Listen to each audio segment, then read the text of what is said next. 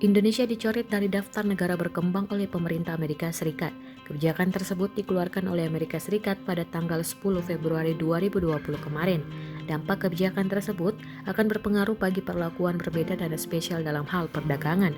Pencoretan tersebut akan berpengaruh pada batasan minimum atau the minimis thresholds untuk margin subsidi agar penyelidikan bea masuk anti subsidi selesai. Batasan minimum tersebut semakin kecil. Margin subsidi agar suatu penyelidikan anti subsidi dapat dihentikan berkurang menjadi sama dengan 1% dan bukan sama dengan 2%.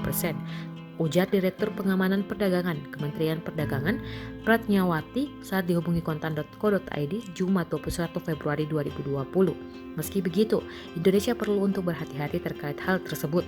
Pasalnya, Amerika Serikat merupakan negara yang paling sering menggunakan instrumen anti subsidi di dunia. Berdasarkan data statistik WTO periode 1995 hingga Juni 2019, Amerika Serikat merupakan pengguna instrumen anti subsidi terbesar di dunia dengan total 254 inisiasi. Dalam kurun waktu tersebut di mana 11 diantaranya ditunjukkan terhadap produk ekspor Indonesia. Pengklasifikasian Indonesia sebagai negara maju sampai saat ini hanya diperuntukkan bagi penyelidikan anti subsidi. Namun tidak menutup kemungkinan bahwa hal tersebut juga akan diaplikasikan dalam cakupan yang lebih luas seperti penyelidikan anti-dumping dan safeguard. Indonesia menyampaikan tanggapan terkait pencabutan tersebut. Keputusan USTR dinilai tidak berdasar. Pasalnya standar anggota G20 tidak bisa diklasifikasikan sebagai negara maju, mengingat organisasi itu terdiri dari negara maju dan negara berkembang.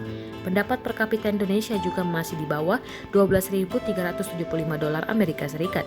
Berdasarkan angka tersebut, Indonesia masih dikategorikan sebagai lower middle income economy.